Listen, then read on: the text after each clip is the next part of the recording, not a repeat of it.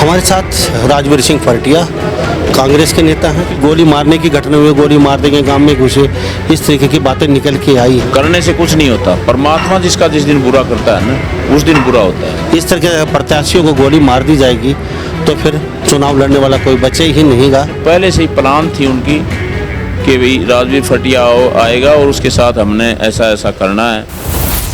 कौन गाँव? ये हरियावास गांव की बात है। इनके गांव से अभी निकल जाओ, नहीं तो यहीं खत्म कर देंगे। दोबारा आने की हिम्मत भी मत करना। तो क्या आज से पहले इस तरह की घटना कभी आपके साथ घटी है? नहीं, 5 साल की नहीं मुन्ना साहब, वो तो मेरे जीवन में भी ऐसा काम नहीं हुआ। 35-40 आदमी मेरे साथ थे।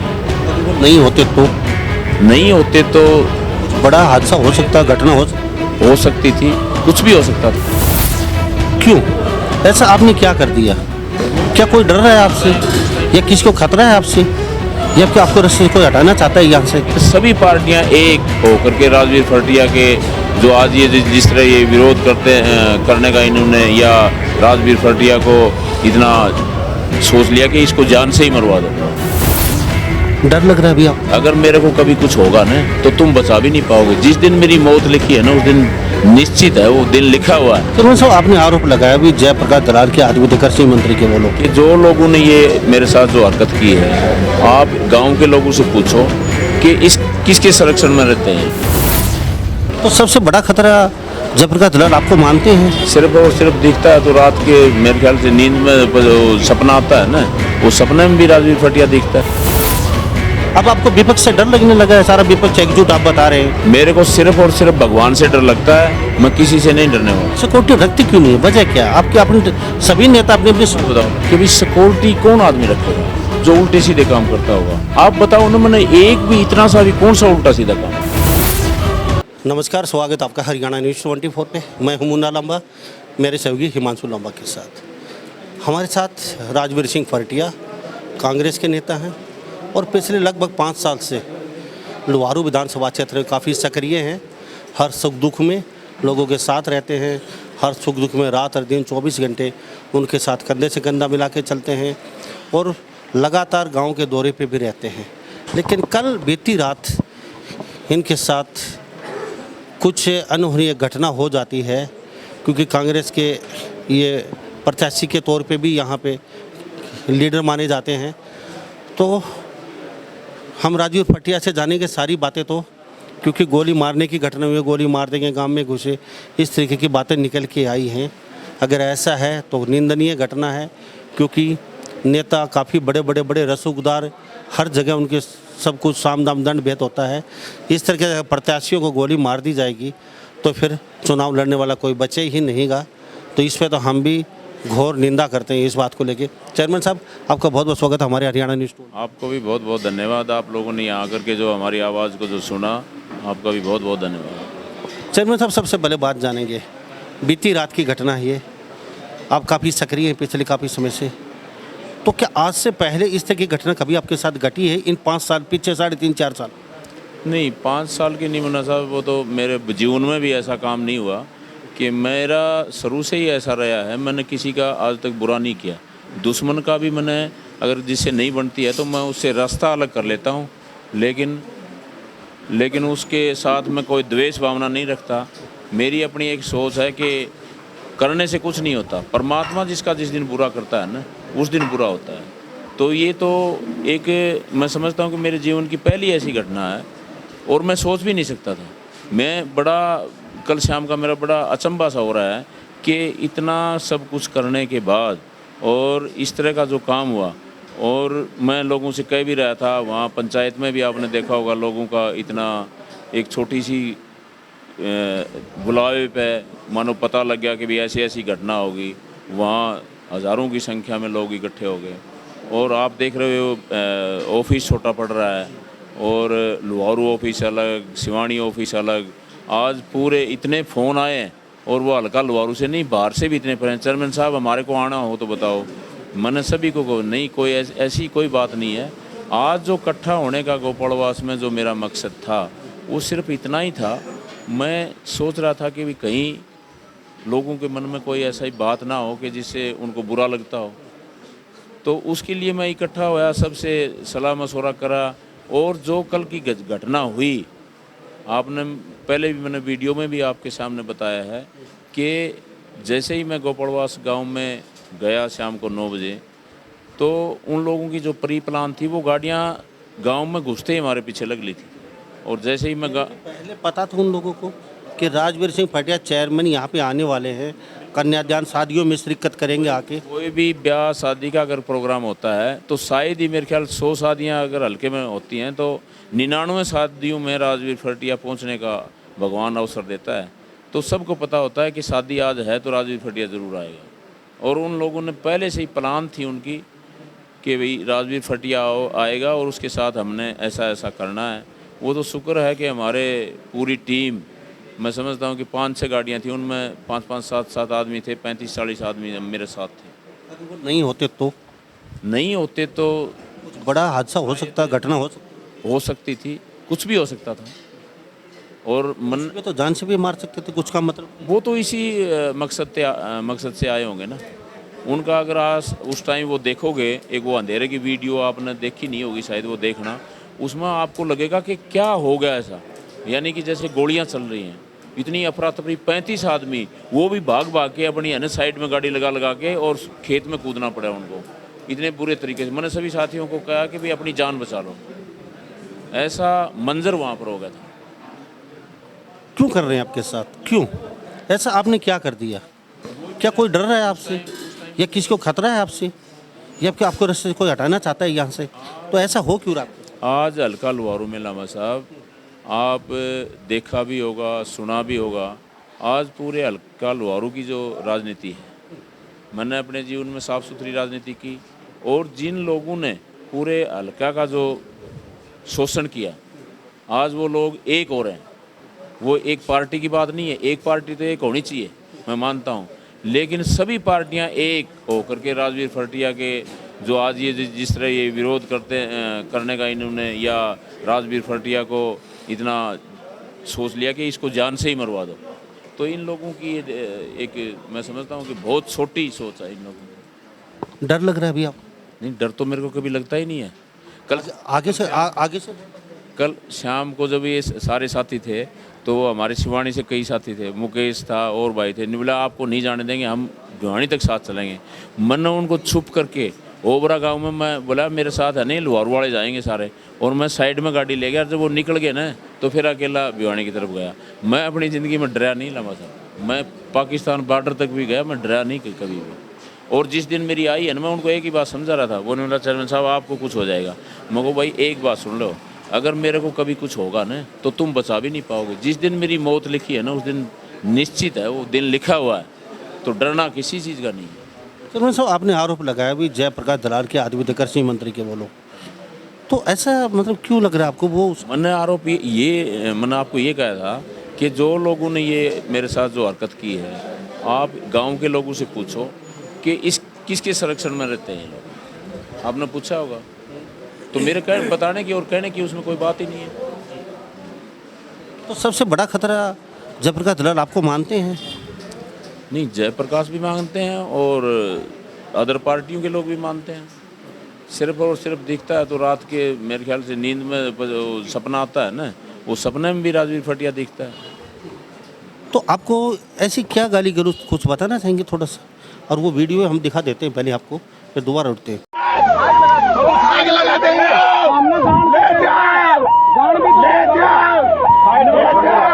नंबर पर पुलिस के मारो घंटी का नंबर और मारियो 112 मारो फटाफट।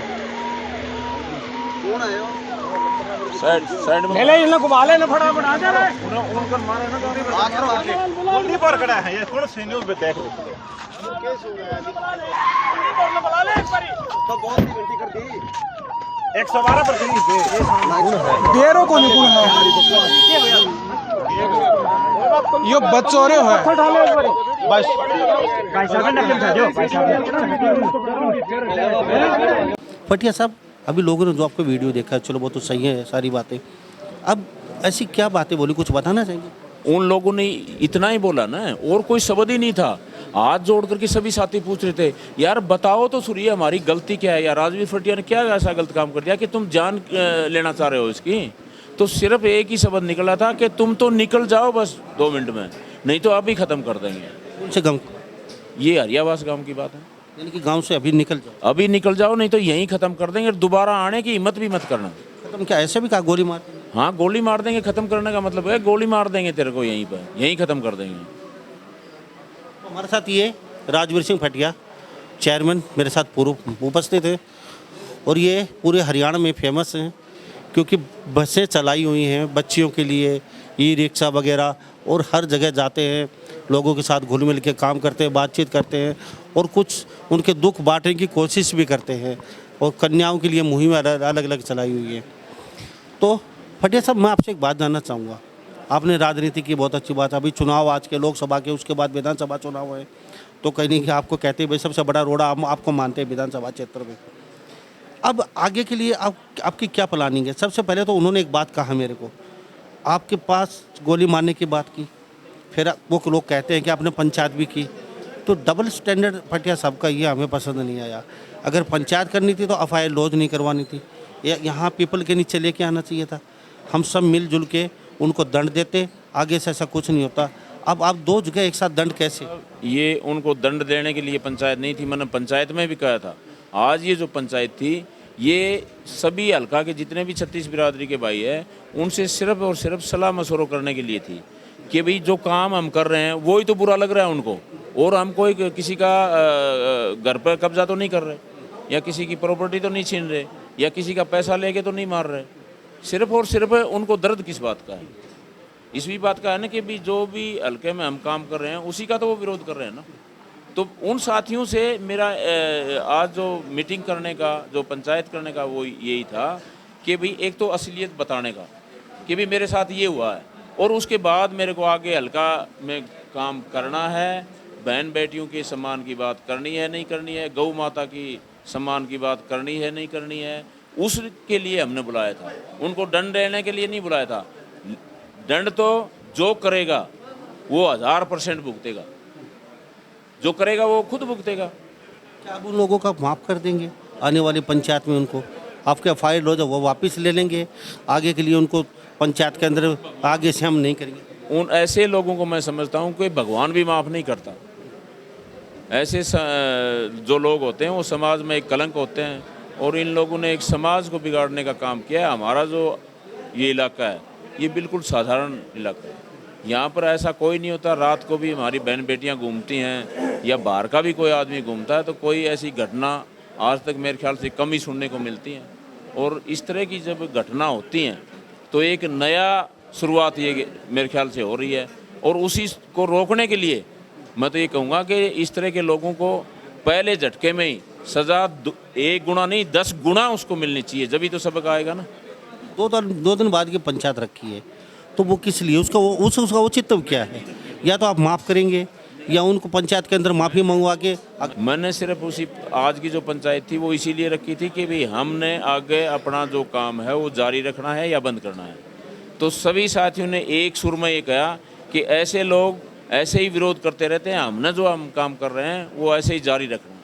तो हम तो अपना काम जैसे कर रहे थे वैसे ही जारी रखें। तो राजवीर जी, आपको लगता है ये जो आज की पंचायत हुई है, आपके साथ जो घटना हुई है, उससे आपका कद बढ़ा है, घटा नहीं है? आपको ये भी कद की बात नहीं है, एक असलियत मैंने अपनी ज़िंदगी में मैंने झूठ का सारा कभी नहीं लिया, एक सच्चाई सबको बताई है, और उस सच्चाई सबके दिल में है, वो मान सम्मान सब लोगों के बीच में है। अगर कोई रक्षा करेगा तो मेरे कोई रक्षा करने वाला नहीं है। ये जितने भी बैठे हैं ना, जितने भी मेरे भाई बैठे हैं, अगर राजवीर फटिया का कोई कवच है ना तो ये नौजवान साथी है। राजनीतिक षड्यंत्र तो नहीं है ये? कोई पॉपुलरिटी, कोई राजवीर फटिया की तरफ से कोई ऐसा भाई चर्चा में आ जाएंगे, इस तरीके का हम गेम प्लान कर लेते हैं? कुछ लोग कह रहे थे ये चर्चा में आने के लिए कर रहे हैं राजवीर फटिया, ये जैसे इस तरीके इनका कद बढ़े। वो आप दिखाओ ना कौन कह रहा है, उन लोगों से पूछो ना।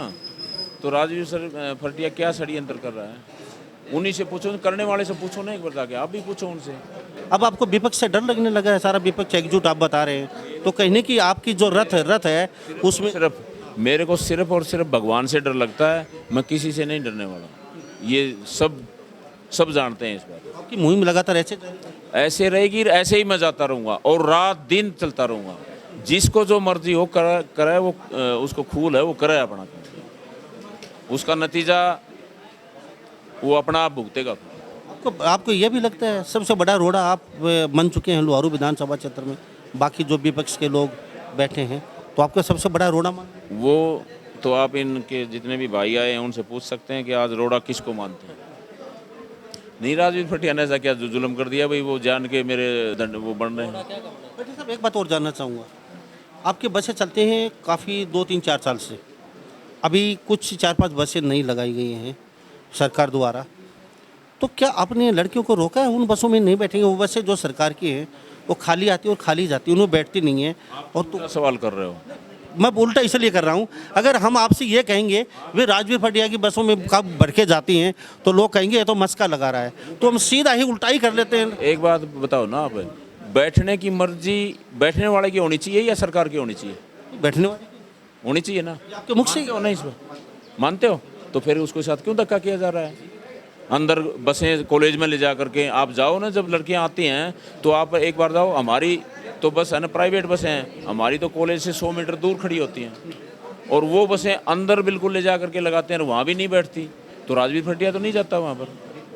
तो ये लेकिन बच्चियों को फोर्स, लेकिन है ना, उल्टा सवाल कर रहे हो। उल्टा इसलिए कि लोग ये ना कहें हम मस्का लगा रहे हैं, तो कि इंटरव्यू होना है तो साफ सुथरा होना चाहिए। और मैं बजरंगबली तो हूँ को भी कालजा फाड़ के दिखा दूँ, लेकिन अपनी आत्मा से मैं कहता हूँ कि मैंने कभी भी अपना पूरे जीवन में किसी का मैंने बुरा नहीं किया है। तो थोड़ा वो जितना भी हुआ है, मैं ये नहीं करता मैं ही सब कुछ हूँ, लेकिन होश क्या तो मैंने भलाई की। राजवीर जी, ज़मीन से जुड़े इंसान आप, बिल्कुल ज़मीन से नीचे उठ के ऊपर आए हैं, आपको गरीबी का भी पता है, आपको अमीरी का भी पता है, आपका बीच का भी पता है। तो साहब ये रथ जारी रहेगा आपका लगातार लोगों के साथ, लुहारू विधानसभा क्षेत्र के लोगों? बिल्कुल जारी रहेगा। और वो लुहारू विधानसभा नहीं, जहाँ भी मेरे को मौका मिलता है, चाहे मैं दूसरे स्टेटों में भी जाता हूँ, वहाँ भी आपको मैं वीडियो दिखाता हूँ आप जैसे साथियों का, वहाँ पर भी जहाँ पर भी मेरे को मौका मिलता है, जैसा भी मेरे से हो पाता है मैं करने की कोशिश करता हूँ। थैंक यू राजवीर जी, आपने हमसे बातचीत की और बात क्लियर हो चुकी होगी लोगों की। तो ये मसला ना राजनीतिक का था, ये मसला मान सम्मान स्वाभिमान का था, क्योंकि पूरे हरियाणा में नहीं पूरे भारत में आज तक हमने ऐसा सुना नहीं है कि किसी शख्स को, किसी राजनीतिक लोग को या किसी नेता को ये कहे कि गोली मार देंगे, गांव में नहीं घुसने देंगे, और वो भी ऐसे शख्स के साथ कि ये गौशाला को लेके चाहे कन्या को लेके बातचीत करें, या सुख दुख में, या खेती खलियान फसल जहाँ भी दुख हो, ये जाते हैं और वहाँ पे लोगों की जो दिल खोल के मदद करते हैं। तो आज इनके साथ ऐसा हुआ है, कल हरियाणा प्रदेश में भारत में किसी नेता के साथ और के होगा, कल परसों किसी और के साथ होगा। ऐसी घटनाएं काफ़ी निंदनीय होती हैं और समाज को कलंक लगाती हैं, पलीता लगाती हैं। तो इन चीज़ हम घोर निंदा करते हैं। और पंचायत अगर 2 दिन बाद है, किसी ने कर रखी है, तो आपका दायित्व बनता है उन लोगों को बीच में लेके आइए पंचायत के, उनसे आप भटिया साहब माफ़ करिए ना करिए, ये तो इन पे डिपेंड है, ये FIR लॉज करके उठाइए या ना उठाइए तो इनकी मर्जी है, लेकिन आपने गांव के बीच में खड़ा करके उनसे माफ़ी मंगवानी चाहिए।